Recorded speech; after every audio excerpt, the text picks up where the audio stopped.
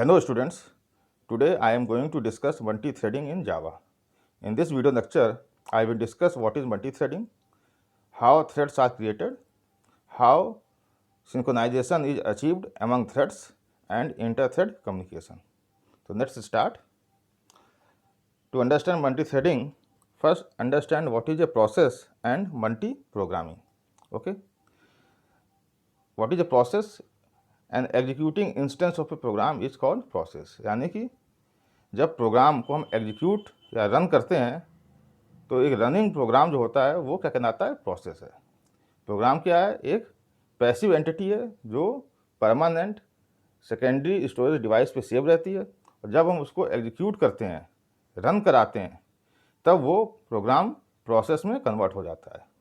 Okay, now process are known as heavy wait.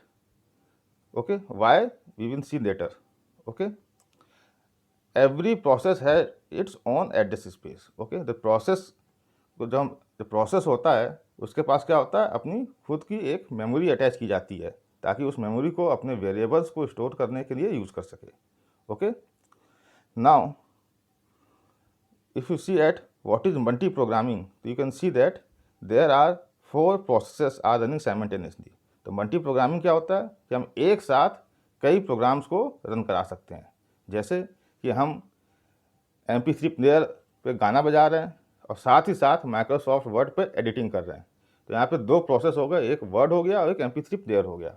तो 2 processes are running simultaneously. आप गाना भी सुन रहे हैं और साथ ही साथ आप अपना जो एडिटिंग का काम है वर्ड पे वो भी कर रहे हैं. ओके, तो you can run more than 1 processes at a time, and this is what called multi-programming. So you can see here there are 4 processes, okay, and the CPU is switched among these processes. अब होता क्या है कि CPU एक ही होता है और इसी CPU को इन चारों प्रोसेसेस को सर्विस प्रोवाइड करनी है. तो CPU एट ए टाइम किसी एक ही प्रोसेस को सर्विस प्रोवाइड कर सकता है. सपोज करिए कि CPU इज रनिंग प्रोसेस 1, तो all the other 3 processes are suspended, they are waiting for the CPU. Okay, after some time CPU will suspend process 1 and start executing process 2. तो CPU क्या हो रहा है कि इन प्रोसेसेस के अमंग में switch किया जा रहा है. CPU कुछ समय के लिए इसे टाइम देता है प्रोसेस 1 को, आफ्टरवर्ड्स इसको सस्पेंड करता है और फिर वो प्रोसेस 2 को एग्जीक्यूट करना शुरू करता है. थोड़ी देर के बाद वो प्रोसेस 2 को सस्पेंड कर देता है और प्रोसेस 3 को एग्जीक्यूट करता है. तो इस तरीके से CPU चारों प्रोसेस को क्या कर रहा है? समय समय पर सर्विस प्रोवाइड कर रहा है. ओके, क्योंकि CPU की स्पीड इतनी ज़्यादा होती है कि हमें ये चारों प्रोसेस एक साथ रन करते हुए दिखाई देते हैं. तो this concept is called multi programming, where more than 1 process are running simultaneously and CPU is switched among these processes. Okay, ठीक है. तो प्रोसेस क्या है? It is an executing program. जब प्रोग्राम को हम एग्जीक्यूट करते हैं then it becomes a process. A process has its own address space. हर प्रोसेस जब एग्जीक्यूट होता है तो ऑपरेटिंग सिस्टम उसे मेमोरी एलोकेट करता है जो वो सक्सेसफुली रन हो सके. ठीक है ना. और मल्टी प्रोग्रामिंग ये होता है कि यहाँ पे आप एक से अधिक प्रोग्राम्स को साइमल्टेनियसली एग्जीक्यूट कर सकते हैं. ओके, नाउ अब उसी कॉन्सेप्ट, जो प्रोसेस का कॉन्सेप्ट है, उसी को एक्सटेंड करते हुए हम समझेंगे थ्रेड का कॉन्सेप्ट. ओके, थ्रेड क्या होता है? It is light weight process. ठीक है. तो यहाँ पे आप देखेंगे कई सारे थ्रेड्स हैं और these threads are the part of program. Okay, तो थ्रेड्स क्या है? कॉन्सेप्ट ऑफ मल्टी थ्रेडिंग क्या है कि you can run more than 1 part of the program simultaneously. यानी एक ही प्रोग्राम के कई सारे पार्ट्स को आप एक साथ रन कर सकते हैं और ये हर एक पार्ट कहलाएगा थ्रेड. ओके, सपोज करिए कि कोई प्रोग्राम है, उसमें 2 फंक्शंस हैं, function F1 and function F2. And होता क्या है नॉर्मली कि एट ए टाइम या तो फंक्शन F1 रन करता है या F2 रन करता है. ओके, मगर आप दोनों ही फंक्शन F1 F2 को साइमल्टेनियसली रन करा सकते हैं. यानी कि एक ही प्रोग्राम के डिफरेंट पार्ट्स को आप साइमल्टेनियसली एग्जीक्यूट कर सकते हैं. This is what called multi threading. और हर वो पार्ट जो साइमल्टेनियसली एग्जीक्यूट हो रहा है वो कहलाता है थ्रेड. तो आप देख सकते हैं ये जो थ्रेड्स हैं these are the part of program. और ये सारों थ्रेड्स, ठीक है, अगर मल्टी थ्रेडिंग ना होती तो एट ए टाइम को एक ही एग्जीक्यूट करता, और यहाँ पे सारे एग्जीक्यूट कर रहे हैं simultaneously. Okay, now these threads are called light weight process because कि इन थ्रेड्स का अलग से अपना एड्रेस स्पेस नहीं होता है। हमने बताया था कि प्रोसेस का अपना खुद का एड्रेस स्पेस होता है। हर प्रोसेस को एक अलग से मेमोरी प्रोवाइड कराई जाती है कि वो सक्सेसफुली एग्जीक्यूट हो सके, मगर थ्रेड के साथ ऐसा नहीं है। थ्रेड के साथ अलग से कोई मेमोरी अटैच नहीं होती है। थ्रेड जो होता है वो प्रोसेस का ही एड्रेस को यूज करता है, ठीक है ना। तो all the threads will share the address space of the process, ठीक है। हर थ्रेड की अपनी कोई अलग से एड्रेस स्पेस या मेमोरी नहीं होती है। These threads will share the address space of the program और the same process, that's why these are called light weight process, okay. और प्रोसेस है हैवी वेट प्रोसेस हैं। हैवी वेट का मतलब होता है कि उनके पास अपनी अलग से मेमोरी होती है। दूसरा कि एक प्रोग्राम प्रोसेस से दूसरे प्रोसेस में स्विच करना, ठीक है ना। सीपीयू क्या कर रहा है, अभी प्रोसेस 1 को रन कर रहा है, फिर प्रोसेस 1 को सस्पेंड करेगा और वो प्रोसेस 2 को एग्जीक्यूट करेगा। तो इसे कहते हैं स्विचिंग करना, कि एक प्रोसेस से दूसरे प्रोसेस में जब स्विच करता है तो ये स्विचिंग टाइम होता है, ये बहुत ज़्यादा होता है, क्योंकि स्विच करने से पहले उसे प्रोसेस 1 में जो भी उसने कंप्यूटेशंस किए हैं उसको सेव करना पड़ता है, और फिर प्रोसेस 2 को जहाँ पर उसने पहले छोड़ा था वहाँ से एग्जीक्यूट करना होता है। तो उसके एड्रेस स्पेस को और समथिंग को उसे मेमोरी में रीलोड करना पड़ता है। मगर थ्रेड के केस में ऐसा नहीं होता है। थ्रेड में ये जो स्विचिंग होती है वो बहुत फास्ट होती है, क्योंकि ये दोनों ही थ्रेड्स का जो एड्रेस स्पेस होता है वो सेम होता है, ओके। तो दैट्स वाई जो स्विचिंग टाइम है among the threads is very less as compare to switching time among processes, ठीक है। This is the first difference. Second is कि every process has its own address space, but threads share the address space of the same process. That's why threads are called lightweight process, and जो process हैं they are called heavyweight process. Okay. Now what is multi-threading? Multi-threading Java is a process of executing 2 or more threads simultaneously to maximum utilization of CPU. तो multi-threading कहता है कि ये एक process है जिसमें आप 2 या 2 से अधिक थ्रेड्स को एक साथ रन करा सकते हैं ताकि आप सीपीयू का जो यूटिलाइजेशन है उसको मैक्सिमम कर सकें, ठीक है ना। तो अब ये जो थ्रेड्स क्या होते हैं, these are the parts of the program that can run simultaneously, ठीक है ना। तो मल्टी थ्रेडिंग क्या हो गया कि आप 2 या 2 से अधिक थ्रेड्स को साइमल्टेनियसली एग्जीक्यूट कर सकते हैं। तो जैसे मल्टी प्रोग्रामिंग होता है कि आप 2 या 2 से अधिक प्रोग्राम्स को साइमल्टेनियसली एग्जीक्यूट कर सकते हैं, same way multithreading means many thread, यानी more than 2 threads can be executed simultaneously and to achieve maximum utilisation of CPU, ठीक है ना। तो मल्टी थ्रेडिंग एप्लीकेशन एग्जीक्यूट 2 और more threads run concurrently, hence it is known as concurrency in Java, okay. तो हम जब कहते हैं कि थ्रेड्स आर एग्जीक्यूटिंग साइमल्टेनियसली, तो साइमल्टेनियसली एग्जीक्यूट नहीं होते हैं, वो हमें लगता है कि थ्रेड्स आर एग्जीक्यूटिंग साइमल्टेनियसली, क्योंकि एट ए टाइम एक ही थ्रेड रन करता है, क्योंकि सीपीयू आपके पास एक ही है। तो सीपीयू एक टाइम में एक ही थ्रेड को एग्जीक्यूट कर सकता है, मगर सीपीयू की स्पीड इतनी फास्ट होती है कि हमें लगता है कि सारे थ्रेड्स एग्जीक्यूट हो रहे हैं। This is what called concurrency in Java, ठीक है ना। हर thread runs parallel to each other, हर थ्रेड अपना अलग रन करता है, ठीक है ना। Multiple threads don't allocate separate memory area, हमने बताया था कि जो थ्रेड्स को अलग से मेमोरी एलोकेट नहीं होती है, they share the address space of the process. तो हर जो थ्रेड्स होते हैं उनको अलग से मेमोरी एलोकेट नहीं की जाती है, ठीक है ना। और context switching between the threads take next time, हमने बताया था कि जो प्रोसेस के बीच में कंटेक्स्ट स्विचिंग होती है, एक प्रोसेस को सस्पेंड करके दूसरे प्रोसेस से एग्जीक्यूट करना, this is what called context switching. तो थ्रेड्स के बीच में जो कंटेक्स्ट स्विचिंग होती है इसमें जो टाइम लगता है वो बहुत कम लगता है as compare to process, that's why threads are called light weight process, okay. तो this is what the concept of multi threading. और यहाँ पे हमने कुछ एडवांटेज और डिसएडवांटेजेस मेंशन किए हैं। तो मेन एडवांटेज क्या है कि हमें मैक्सिमम यूटिलाइजेशन करना है सीपीयू का, okay. Decrease cost of maintenance हो जाता है, टाइम सेव होता है, क्योंकि एक से अधिक थ्रेड साइमल्टेनियसली रन कर रहे हैं। अगर सीक्वेंस में रन करेंगे तो ज़्यादा टाइम देंगे, अगर पैरेलल में रन करेंगे तो it will save your time. इससे टाइम सेव होगा तो आपका परफॉर्मेंस इंप्रूव होगी। और यहाँ पे क्या है कि आप पैरेलल में पैरेललिज्म अचीव कर रहे हैं, मतलब जो मल्टीपल थ्रेड्स हैं they can execute in parallel, तो यहाँ पे आप पैरेललिज्म अचीव कर रहे हैं। डिसएडवांटेज ये होता है कि complex debugging and testing process, अगर थ्रेड्स के जहाँ आप मल्टी थ्रेडिंग यूज़ कर रहे हैं और वहाँ पे कोई एरर आती है तो उसको डिबग करना थोड़ा कॉम्प्लेक्स होता है एज़ कम्पेयर टू अगर यहाँ पे जो सीक्वेंस में एग्जीक्यूशन होता है। Increase difficulty level in writing program. अब मल्टी थ्रेडेड प्रोग्राम लिखना है तो यहाँ पे थोड़ी आपको प्रोग्रामिंग करना थोड़ा कॉम्प्लेक्स हो जाता है। ओके, और अनप्रिडिक्टेबल रिजल्ट्स, अगर आपने सही से प्रोग्रामिंग नहीं की है तो रिजल्ट्स जो होंगे वो अनप्रिडिक्टेबल होंगे। ओके, तो these are the some disadvantages, but जो एडवांटेजेस हैं वो इतने ज़्यादा हैं और इतने सिग्निफिकेंट हैं कि multi threading is very popular among programming. Okay, अब हम देखते हैं कि लाइफ साइकिल ऑफ थ्रेड क्या है। जिस तरह एक प्रोसेस की लाइफ साइकिल होती है वैसे एक थ्रेड की लाइफ साइकिल होती है, और इस लाइफ साइकिल में 5 स्टेट्स होते हैं। इन जो थ्रेड होता है वो इन्हीं 5 स्टेट्स में से होता है। जो पहला स्टेट है new, then runnable, running, blocked या नॉन रनेबल स्टेट और डेड। तो कोई भी थ्रेड है उसकी लाइफ साइकिल स्टार्ट होती है न्यू से और एंड होती है डेड पे, और न्यू और एंड के बीच में वो इन 3 स्टेट्स में घूमता रहता है। तो these 5 states define the life cycle of thread. तो देखते हैं, ये फिगर है, यहाँ पे ये जो आपको ग्रीन में दिखाए जा रहे हैं these are the states of life cycle of thread, और किस स्टेट से किस स्टेट में मूव करता है यहाँ पे वो एरो से शो किया गया है। यहाँ पे ये फंक्शंस लिखे गए हैं, ठीक है ना। These functions are the member functions of thread class. Java में क्या है, थ्रेड नाम से एक क्लास है, और चूंकि थ्रेड एक क्लास है तो उसमें कई सारे फंक्शंस प्री डिफाइंड है।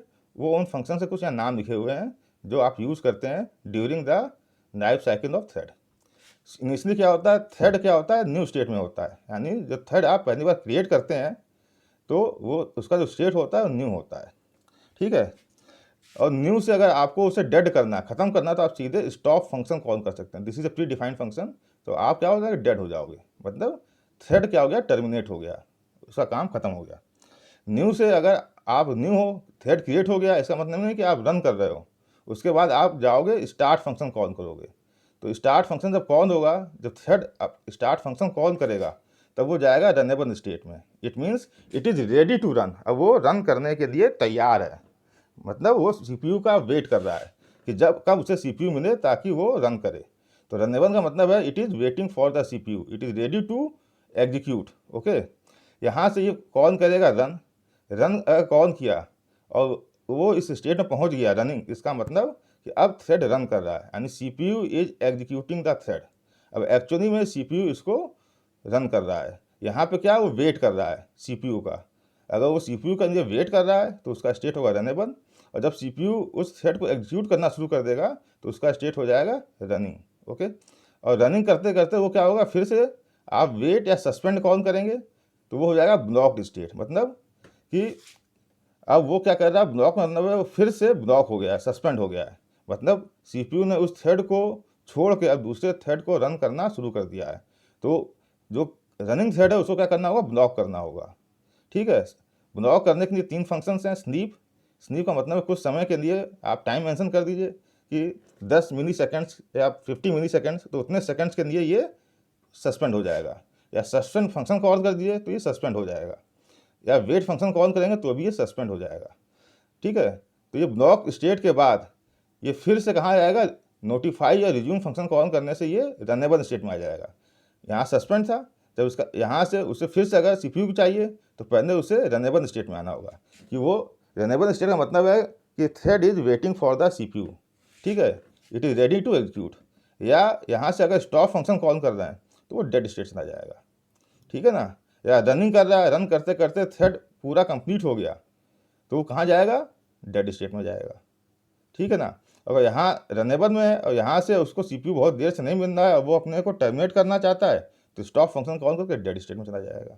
तो डेड स्टेट का मतलब है कि थ्रेड इज नाउ टर्मिनेटेड, ठीक है। न्यू का मतलब है कि थ्रेड इज क्रिएटेड। रनेबल का मतलब है कि it is waiting for the CPU, it is ready to execute. Running का मतलब है कि it is running, CPU is running the thread. Block का मतलब है कि thread is suspended and it is suspend हो गया है, ठीक है ना। अब सस्पेंड होने के बाद उसे फिर से सीपीयू चाहिए ताकि उसका पूरा काम हो सके, तो वो फिर से रनेबल में जाएगा, ठीक है। और रनेबल से फिर से रनिंग में आएगा, ये प्रोसेस चलता रहेगा। और जब थ्रेड का काम पूरा हो जाएगा तो वो अपने को क्या करेगा, स्टॉप फंक्शन कॉल करके डेड कर देगा। तो these are the 5 states of life cycle of a thread.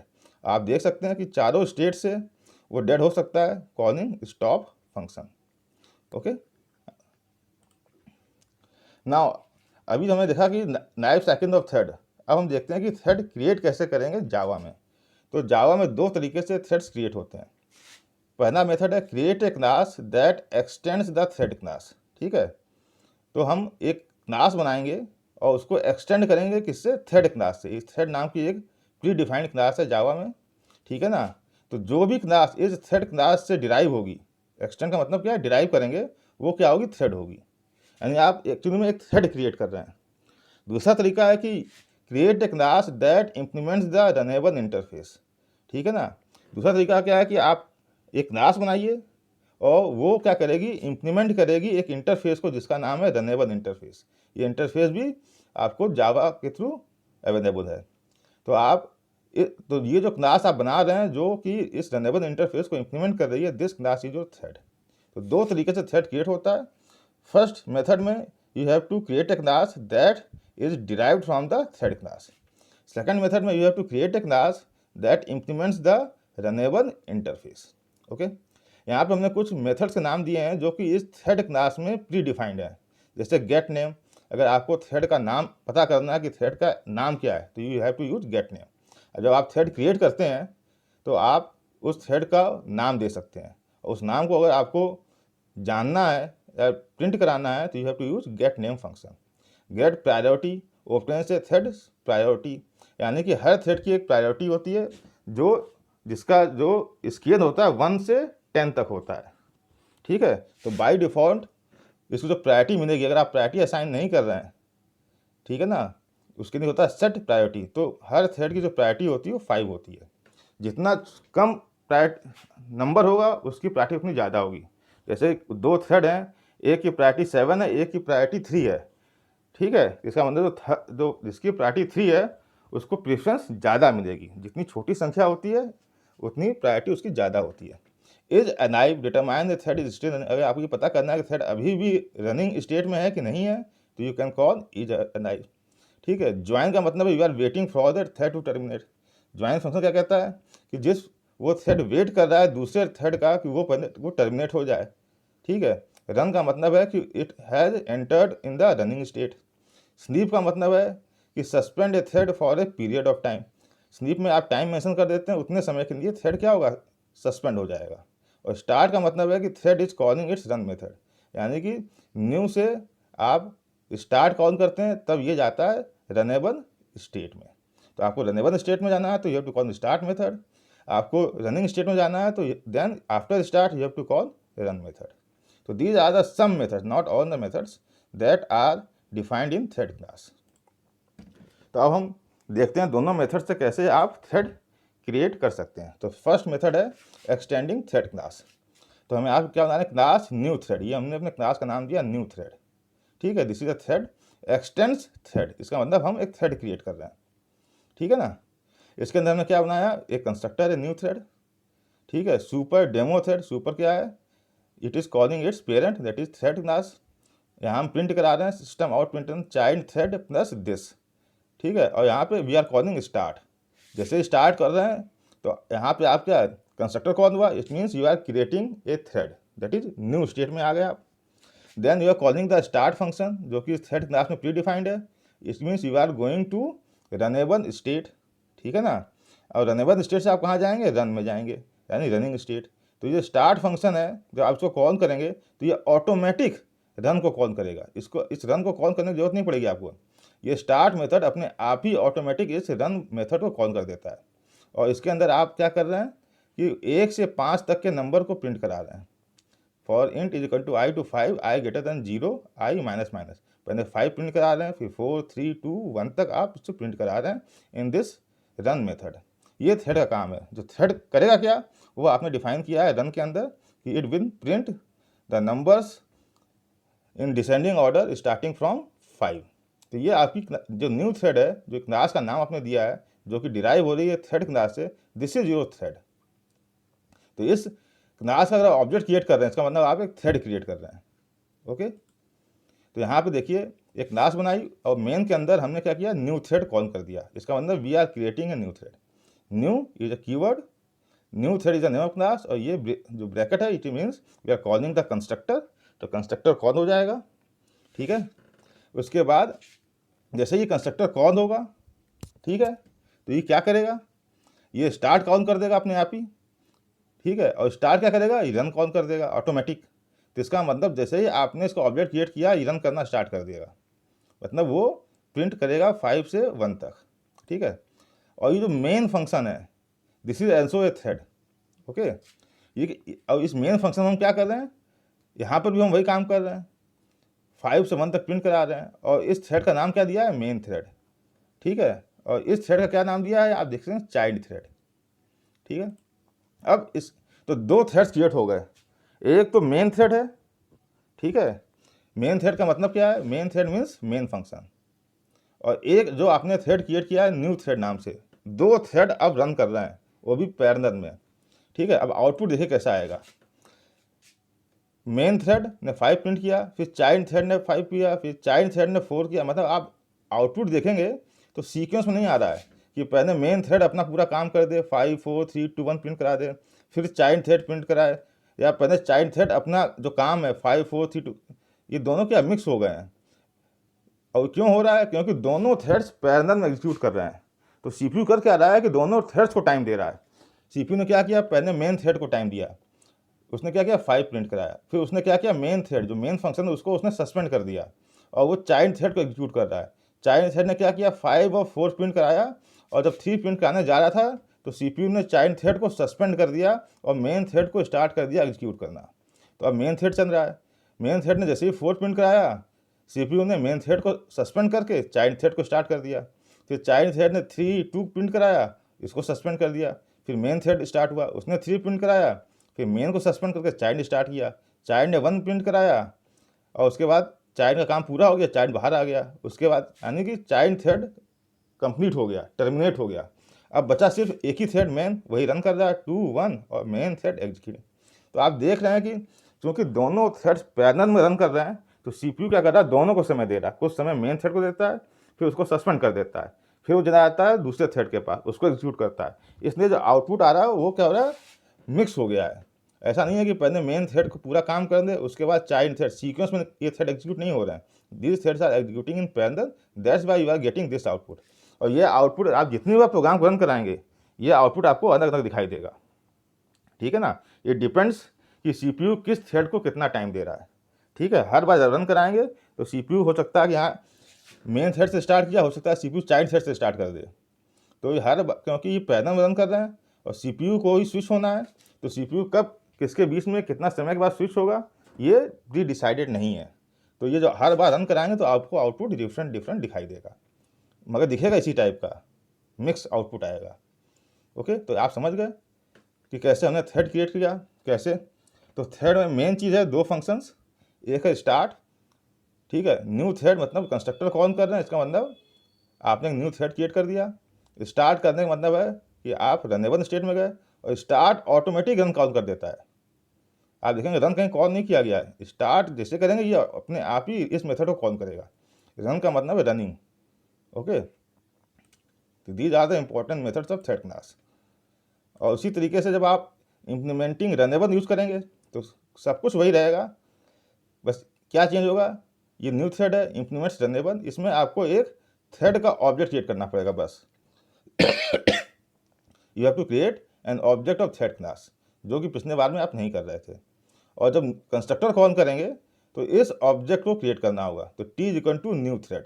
आप देख रहे हैं इस ऑब्जेक्ट को क्रिएट किया जा रहा है, दिस मतलब, ठीक है, demo it is the name of the thread.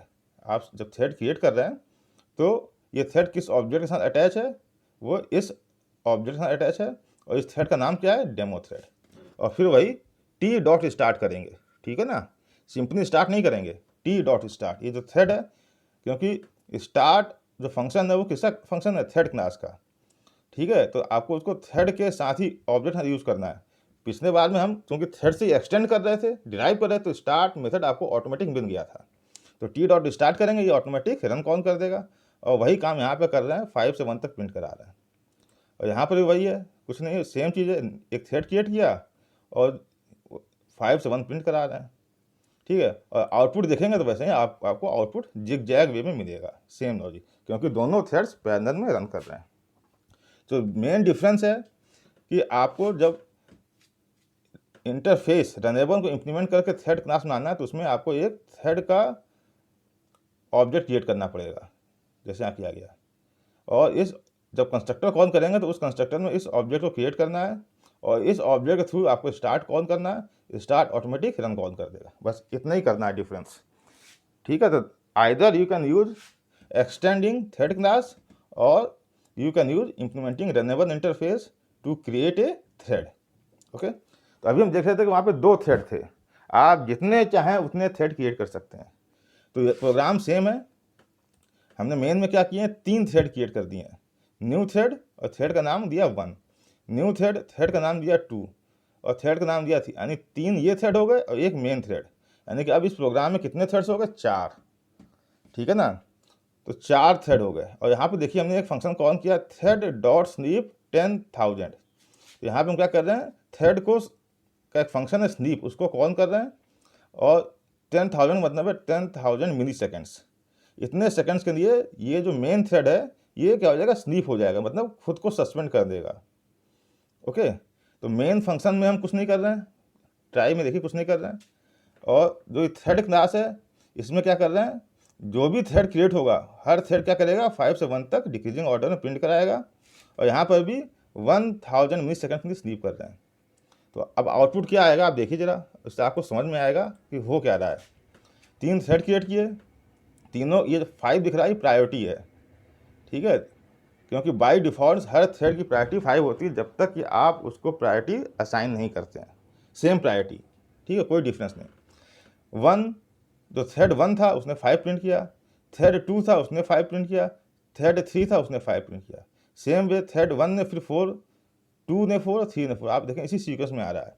अब ऐसा हो क्यों रहा है, जैसे ही 3 थ्रेड क्रिएट किए तो 3 ये हो गया, एक मेन हो गया, तो मेन तो स्नीप में चला गया, इतना ज़्यादा समय दे दिया कि तीनों थ्रेड पहले ही टर्मिनेट होंगे तभी ये अवेक हो पाएगा। मगर तीनों थ्रेड का काम एक ही है, 5 से 1 प्रिंट कराना। तो सपोज करिए कि सीपीयू ने सबसे पहले थ्रेड 1 को सर्विस देना शुरू किया, तो क्या करेगा, यहाँ पे नेम में क्या आ जाएगा 1, और आई की वैल्यू होगी 5, तो 1 5 प्रिंट कराएगा, और उसके बाद क्या होगा, स्नीप कर जाएगा, यानी खुद को ही सस्पेंड कर देगा। क्योंकि अब इसने खुद को ही सस्पेंड कर दिया तो अब सीपीयू के पास 2 थ्रेड बचे हैं, 2 और 3, जिसको वो सर्विस दे सकता है। तो सपोज करिए उसने थ्रेड 2 को सर्विस देना शुरू किया, थ्रेड 2 को वही काम करना है, तो थ्रेड 2 ने जैसे ही 5 प्रिंट कराया, थ्रेड 2 भी सस्पेंड हो गया बाय कॉलिंग स्नीप मेथड। अब एक ही थ्रेड बचा है, वो है थ्रेड नंबर 3। तो CPU now starting service to thread 3। Thread 3 ने 3 प्रिंट कराया, उसने भी सस्पेंड कर दिया, अब तीनों सस्पेंड हो गए, थ्रेड 1 2 3। अब इस जो तीनों सस्पेंड हुए उसमें सबसे पहले सस्पेंशन किसका खत्म होगा, थ्रेड 1 का, क्योंकि पहले स्नीप हुआ था। जैसे ही थ्रेड 1 जगेगा, ठीक है, रनिंग स्टेट में आएगा, तो सीपीयू उसको सर्विस देगा। तो यहाँ पे नेम क्या हो जाएगा 1 और 4 के बाद ये स्लीप मोड में चला जाएगा। अब जो 2 बचे हैं 2 और 3 थ्रेड्स, उसमें 2 पहले अवेक होगा क्योंकि वो पहले स्लीप मोड में गया था, तो जब वो अवेक होगा तो यहाँ आएगा 2 और ये हो जाएगा 4, उसके बाद वो भी सस्पेंड हो जाएगा, और फिर जो थ्रेड नंबर 3 है वो अवेक होगा, फिर वो प्रिंट कराएगा 3 और 4। तो इस तरीके से चलता है, यानी हर थ्रेड एक अंक प्रिंट करा रहा है और उसके बाद सस्पेंड हो जा रहा है। तो जो थ्रेड बचे हैं उसमें से जो अवेक होगा उसमें से एक को सीपीयू सर्विस प्रोवाइड करेगा। तो इसी वजह से आप देखेंगे कि पहले थ्रेड 1 ने 5 प्रिंट कराया, उसके बाद ये सस्पेंड कर दिया उसने खुद को, थ्रेड 2 ने 5 प्रिंट कराया, फिर इसने अपने को सस्पेंड कर दिया, 3 ने प्रिंट कराया, सस्पेंड कर दिया। अब तीनों सस्पेंड है, पहले सस्पेंड हुआ था 1, तो ये सबसे पहले अवेक होगा, तो सीपीयू उसको सर्विस देगा, तो ये 4 प्रिंट करा देगा, फिर कोई सस्पेंड करेगा। अब 2 और 3 में से पहले 2 अवेक होगा, तो ये 4 प्रिंट कराएगा, फिर 3, ये चलता रहेगा, आप देखेंगे पहले 1 2 3 1 3 2 3 3 3, ठीक है, 1 2 3 2, ये चलता रहेगा। तो सीपीयू किस ऑर्डर में सर्विस देगा ये सीपीयू के ऊपर डिपेंडेंट है, ठीक है ना। हो सकता है कि पहले उसने थ्रेड 1 को सर्विस दी और 2 3 में से उसने 2 को ना देके थर्ड 3 बाद में थ्रेड को सर्विस देना शुरू कर दिया और बाद में 2 को दिया, तो ये सीपीयू के ऊपर है कि किसको सर्विस दे रहा है, ये हम डिसाइड यहाँ नहीं कर सकते। तो इस हिसाब से आउटपुट आपको अलग अलग दिखेगा। ओके, तो इस तरीके से आप जितने चाहें थ्रेड्स क्रिएट कर सकते हैं और all threads will are running in parallel. Now synchronization. अभी क्या हो रहा है कि थ्रेड्स जितने हैं वो रन तो पैरेलल में कर रहे हैं मगर दे आर इंडिपेंडेंट। मतलब हर थ्रेड को सिर्फ अपने से मतलब है, उसको इससे मतलब नहीं है कि सिस्टम में और भी थ्रेड्स रन कर रहे हैं, ठीक है ना। वो सिर्फ अपने को देख रहा है, उसे सिर्फ अपने को एग्जीक्यूट करना है।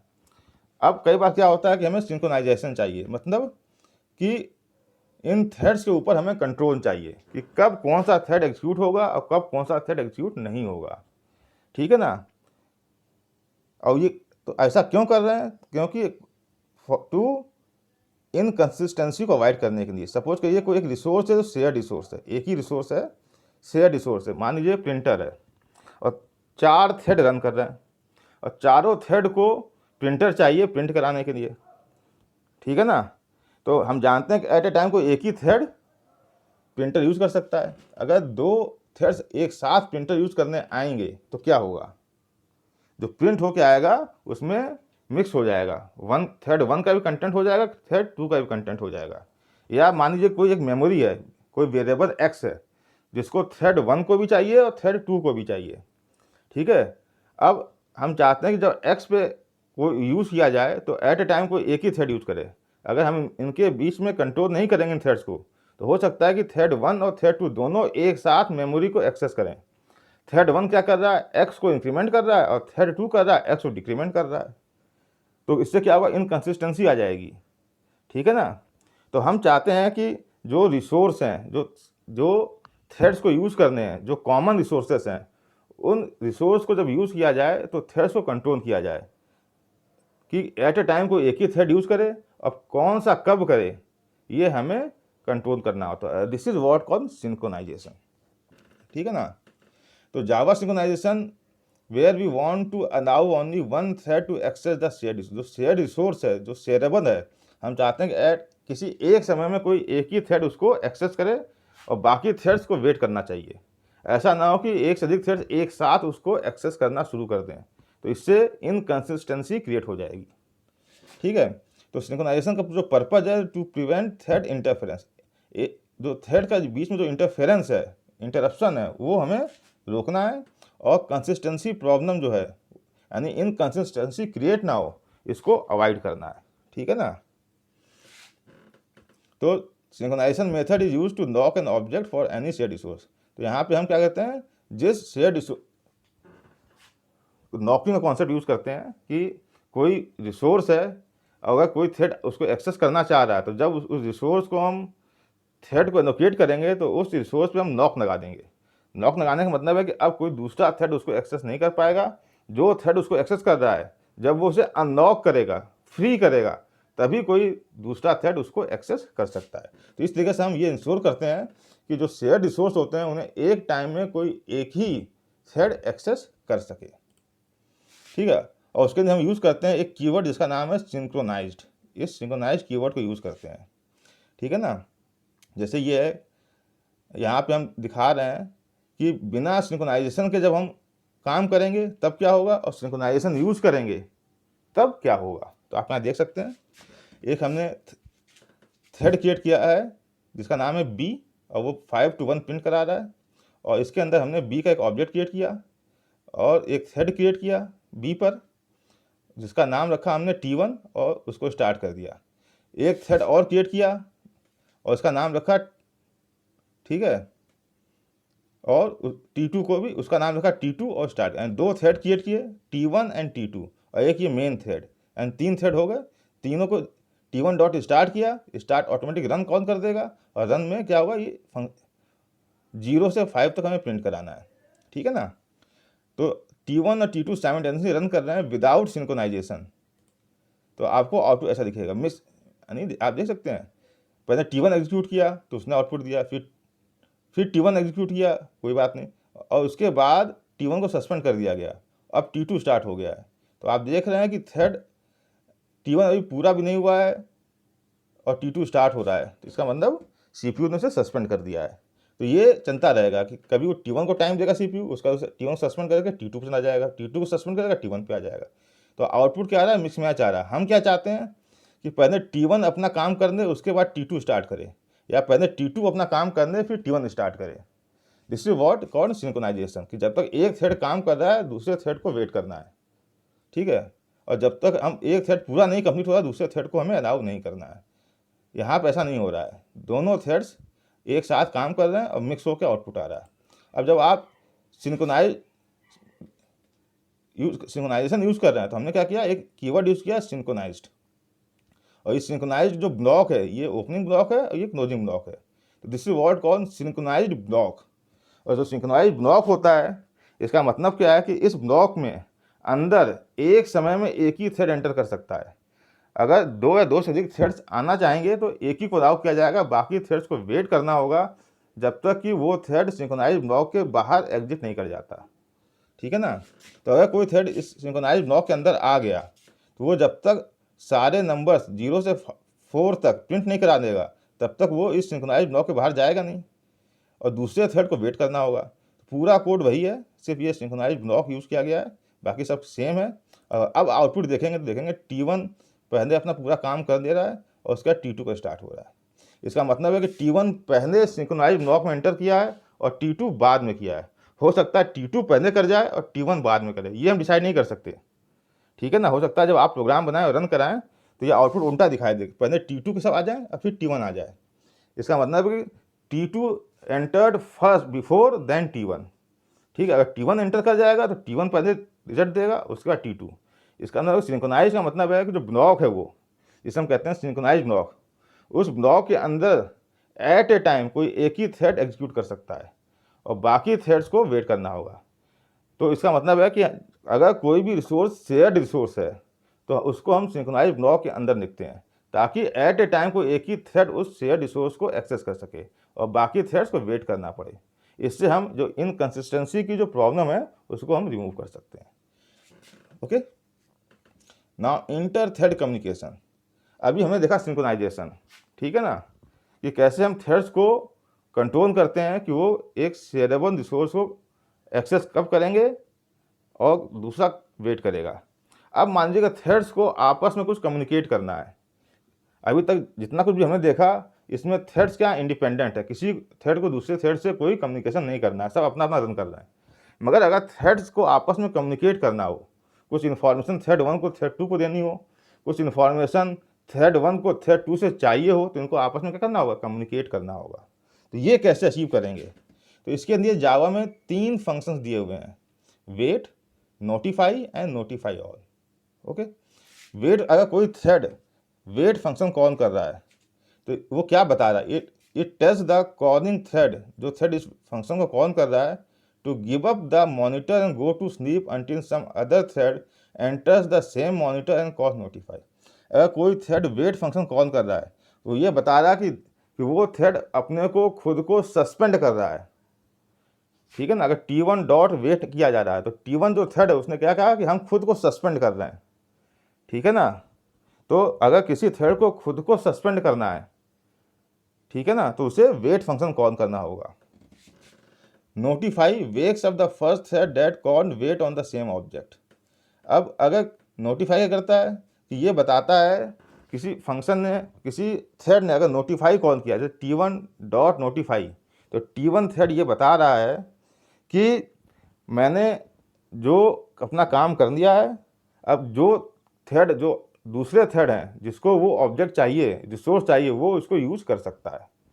तो अगर कोई थ्रेड किसी रिसोर्स को यूज़ कर रहा है और उसके बाद उसे यूज़ कर किया, अब उसको ये बताना है दूसरे थ्रेड्स को कि मैंने अपना काम कर लिया है, now any one can use the resource, तो वो बताएगा नोटिफाई से कि, और ये नोटिफाई करता क्या है कि जितने थ्रेड्स उस ऑब्जेक्ट पे वेट कर रहे थे, ठीक है ना, उनमें से किसी एक थ्रेड को जिसने सबसे पहले वेट कॉल किया होगा उसको अवेक किया जाएगा और वो एग्जीक्यूट करना स्टार्ट करेगा। और नोटिफाई ऑन, यहाँ पे तो सिर्फ एक ही थ्रेड को अवेक किया जाएगा, it wakes up on the threads that call. Notify में क्या होगा, जितने भी ऑब्जेक्ट्स ने उस ऑब्जेक्ट पे वेट कॉल किया होगा सबको अवेक कर देगा, ठीक है। मगर एट ए टाइम किसी एक ही थ्रेड को वो ऑब्जेक्ट मिलेगा तो जिसकी प्रायोरिटी सबसे ज़्यादा होगी उसको वो ऑब्जेक्ट मिल जाएगा। अगर सारी सबकी प्रॉपर्टी सेम है तो रैंडमली किसी भी थ्रेड को वो ऑब्जेक्ट अलॉट कर दिया जाएगा। ठीक है ना। तो ये इन तीनों ही फंक्शंस के सिंटैक्स हैं, आप देख सकते हैं ना। यहाँ पे एग्जांपल दे रहे हैं कि how threads can communicate with each other. तो ये एक थ्रेड ए है, आप देख सकते हैं, ठीक है ना। एक क्लास है और उसके अंदर मेन फंक्शन है और उसके अंदर हमने थ्रेड बी बनाया है। ये थ्रेड बी एक्चुअली, ठीक है। थ्रेड बी एक्सटेंड्स थ्रेड, यानी एक्सटेंड करके थ्रेड बना रहे हैं। एक वेरिएबल दिया टोटल इक्वल टू 0, ठीक है। ये ब्लॉक है सिंक्रोनाइज्ड ब्लॉक, ठीक है, यहाँ से यहाँ तक है। अगर कोई थ्रेड इस ब्लॉक के अंदर जाएगा तो हमें पता है कि जब तक वो या तो इस ब्लॉक से एग्जिट नहीं करेगा तब तक दूसरा थ्रेड एंटर नहीं कर पाएगा, या वो चाहता है कि इस ब्लॉक के अंदर रहते हुए भी, ठीक है ना, वो सस्पेंड हो सके तो वो उसे वेट और नोटिफाई कॉल करना होगा। यहाँ पर भी वो 1 से क्या कर रहा है, 1000 तक के नंबर्स का टोटल कर रहा है और उस टोटल को प्रिंट कराना है इसको, ठीक है ना। और ये मेन थ्रेड है आपका जिसके अंदर मेन फंक्शन है, जहाँ पे हमने थ्रेड बी का ऑब्जेक्ट क्रिएट किया है, थ्रेड क्रिएट किया और थ्रेड को स्टार्ट कर दिया है। और ये सिंक्रोनाइज्ड बी है, बी इज द ऑब्जेक्ट जिसके ऊपर सिंक्रोनाइज्ड कॉल किया गया, दिस वन, ठीक है ना। और यहाँ पे क्या हो रहा है, प्रिंट करा रहे हैं main thread trying to call wait method, और इसने क्या किया, बी डॉट वेट कॉल किया और यहाँ पे प्रिंट करा रहे हैं बी डॉट टोटल। अब इसका आप आउटपुट देखिए क्या आ रहा है। इससे आपको समझ में आएगा कि किस तरीके से दोनों थ्रेड्स आपस में कम्युनिकेट कर रहे हैं। जैसे प्रोग्राम रन किया तो मेन फंक्शन से स्टार्ट हुआ और जैसे ही इस सिंक्रोनाइज्ड ब्लॉक के अंदर आया, इसने क्या किया, main thread trying to call wait method. तो आप देखेंगे लिखा है main thread trying to call wait method. इसने ये कॉल किया, उसके बाद वेट फंक्शन कॉल कर दिया। वेट फंक्शन कॉल कर मतलब जो मेन थ्रेड है इसने बी डॉट वेट, ठीक है ना। तो जो बी है दैट इज दिस थ्रेड, इसने वेट कॉल किया है। इसका मतलब ये थ्रेड अब क्या हो गया, इसने खुद को सस्पेंड कर दिया, ठीक है। इसको सस्पेंड किया, वेट करने को कहा गया। और जब वो सस्पेंड हुआ तो यहाँ शुरू हो गया, चाइल्ड थ्रेड स्टार्ट कैलकुलेशन, ये स्टार्ट हो गया, देख लीजिए। फिर इसने यहाँ पे टोटल करना शुरू कर दिया। टोटल करने के बाद इसने क्या किया, नोटिफाई, यानी कि चाइल्ड थ्रेड ने अपना काम करने के बाद ये प्रिंट करा, child thread try to give notification, और उसके बाद इसने क्या, दिस डॉट नोटिफाई। नोटिफाई करने का मतलब क्या है कि नाउ कोई और थ्रेड है जो बी पे काम करना चाह रहा है, वो अपना काम कर सकता है, ठीक है ना। तो नोटिफाई है कि जितने भी थ्रेड्स जो ऑब्जेक्ट बी पे वेट कर रहे हैं वो ऑब्जेक्ट बी को अब यूज कर सकते हैं। तो जैसे इसने नोटिफाई किया, ये थ्रेड जिसने वेट कॉल किया था ये अवेक हो गया और इसने प्रिंट कराया मेन थ्रेड गॉट नोटिफिकेशन, यानी मेन थ्रेड से नोटिफिकेशन मिल गया है और इसने प्रिंट कराया बी डॉट टोटल। तो यहाँ पे देखिए मेन थ्रेड गॉट नोटिफिकेशन और जो टोटल वैल्यू 5500 प्रिंट हो गई। तो इस तरीके से आप देख रहे हैं कि जो मेन थ्रेड है और जो थ्रेड बी है ये दोनों आपस में कम्युनिकेट कर रहे हैं by using wait and notify. Wait function से आप क्या करते हैं, वेट करते हैं, यानी आप खुद को वेट स्टेट में ले जाते हैं, सस्पेंड कर देते हैं। और नोटिफाई क्या करता है कि वो आपको अवेक करता है। तो इस तरीके से थ्रेड्स आपस में कम्युनिकेट करते हैं कि कब उन्हें वेट करना है और कब उन्हें दूसरा थ्रेड उसको अवेक करेगा। ओके, इसका सबसे बेस्ट एग्जाम्पल होता है वो आपने ऑपरेटिंग सिस्टम पढ़ा हुआ प्रोड्यूसर कंज्यूमर प्रॉब्लम, जहाँ पे प्रोड्यूसर का काम होता है टू प्रोड्यूस समथिंग और कंज्यूमर का काम होता है कि जो प्रोड्यूसर ने प्रोड्यूस किया उसे कंज्यूम करना। अब इन दोनों के बीच में अगर कम्युनिकेशन, मान लीजिए 2 थ्रेड बनाए, एक प्रोड्यूसर थ्रेड और एक कंज्यूमर थ्रेड। जावा में अगर प्रोग्रामिंग करनी हो तो आपने 2 थ्रेड बनाए, एक प्रोड्यूसर थ्रेड और एक कंज्यूमर थ्रेड, ठीक है। अब इनके बीच में कम्युनिकेशन चाहिए क्योंकि कंज्यूमर तभी कंज्यूम कर सकता है जब पहले प्रोड्यूसर प्रोड्यूस करे। अगर प्रोड्यूसर ने प्रोड्यूस किया ही नहीं है तो कंज्यूमर को क्या करना होगा, उसे वेट करना होगा कि first the producer has to produce then I will consume. और प्रोड्यूसर को क्या करना होगा कि जब वो प्रोड्यूस कर दे तो वो कंज्यूमर को इन्फॉर्म करे कि I have produce, now you can consume. तो दोनों को कम्युनिकेट करना होगा। प्रोड्यूसर को क्या करना होगा, जब प्रोड्यूस कर दे तो कंज्यूमर को थ्रेड को इन्फॉर्म करना होगा, कंज्यूमर थ्रेड को वेट करना होगा तब तक जब तक प्रोड्यूसर प्रोड्यूस ना कर दे। कंज्यूमर थ्रेड का काम है कि जब वो कंज्यूम कर दे तो वो प्रोड्यूसर थ्रेड को इन्फॉर्म करे कि I have consumed, now you have to produce again. तो वो चीज़ यहाँ पे आप देख सकते हैं, ये क्लास कंज्यूमर है और एक यहाँ पे हम क्यू यूज़ कर रहे हैं। ठीक है, जो प्रोड्यूस हो रहा है वो क्यू में हो रहा है, उसको हमने क्यू से दिखाया है। इस क्यू को हम सिंक्रोनाइज कर रहे हैं क्योंकि क्यू कॉमन है। इस क्यू में प्रोड्यूसर प्रोड्यूस करेगा और इसी क्यू से कंज्यूमर कंज्यूम करेगा। तो अगर इस क्यू को दोनों एक साथ एक्सेस करेंगे तो प्रॉब्लम खड़ी हो जाएगी। हम चाहते हैं कि जब प्रोड्यूसर प्रोड्यूस कर रहा है तो कंज्यूमर हैज़ टू वेट, और जब कंज्यूमर कंज्यूम कर रहा है तो प्रोड्यूसर हैज़ टू वेट। तो यह तो इसलिए हमने क्या है, सिंक्रोनाइज किस पे अप्लाई किया है, क्यू पे, कि अगर कंज्यूमर क्यू को एक्सेस कर रहा है तो प्रोड्यूसर को वेट करना होगा, और यहाँ पे प्रोड्यूसर है, अगर वो क्यू को एक्सेस कर रहा है तो कंज्यूमर हैज़ टू वेट। तो कंज्यूमर क्या कर रहा है, जब क्यू को चेक करता है कि क्यू एम्प्टी है कि नहीं है, अगर क्यू एम्प्टी है तो क्या करता है, वेट कॉल कर देता है, यानी खुद को सस्पेंड कर देता है, क्योंकि उसे वेट करना है, क्योंकि क्यू एम्प्टी है, कुछ प्रोड्यूस हुआ ही नहीं है, तो वो अपने को क्या किया, उसने सस्पेंड कर दिया। तो क्यू डॉट वेट मतलब क्यू पे उसने अपने को, इस ऑब्जेक्ट पे वो वेट कर रहा है। क्यू डॉट वेट मतलब इस क्यू पे वो, now the consumer is waiting. ठीक है, और यहाँ प्रोड्यूसर क्या कर रहा है, produce items to the queue. जब उसने आइटम क्यू प्रोड्यूस कर दिया तो उसने किया नोटिफाई, तो उसने नोटिफाई कौन कर दिया, किस पे, क्यू पे, कि कोई भी ऑब्जेक्ट, कोई भी थ्रेड अगर क्यू को एक्सेस कर रहा है, अब वो इसको एक्सेस कर सकता है क्योंकि आई हैव कॉल्ड नोटिफाई। तो जैसे ही ये नोटिफिकेशन कंज्यूमर को मिलेगा वो क्या करेगा, कंज्यूम आइटम्स। ओके, तो जो कंज्यूमर थ्रेड है वो जो क्यू है उस पर वेट कौन करेगा, कब, जब क्यू एम्प्टी होगी, अदरवाइज वो कंज्यूम करेगा। और प्रोड्यूसर है वो उस क्यू पे क्या करेगा, प्रोड्यूस करेगा, और प्रोड्यूस करने के बाद नोटिफाई करेगा किसको, तो दो ही थ्रेड है, तो कंज्यूमर को नोटिफिकेशन मिलेगा। नोटिफिकेशन क्या मिलेगा कि प्रोड्यूसर ने प्रोड्यूस कर दिया, नाउ यू कैन कंज्यूम। तो यहाँ जो सिंक्रोनाइज ब्लॉक है किस पे कॉल कर रहे हैं, क्यू पे, यहाँ भी क्यू है, यहाँ भी क्यू है। इसका मतलब है कि कोई एक थ्रेड एट ए टाइम इस क्यू को एक्सेस कर सकता है। बात समझ में आ गई। तो this is the producer consumer problem, जहाँ पे प्रोड्यूसर और कंज्यूमर एक दूसरे से कम्युनिकेट कर रहे हैं।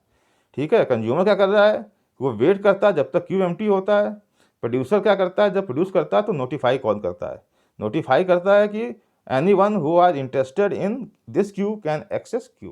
तो this is the way we can achieve inter-thread communication.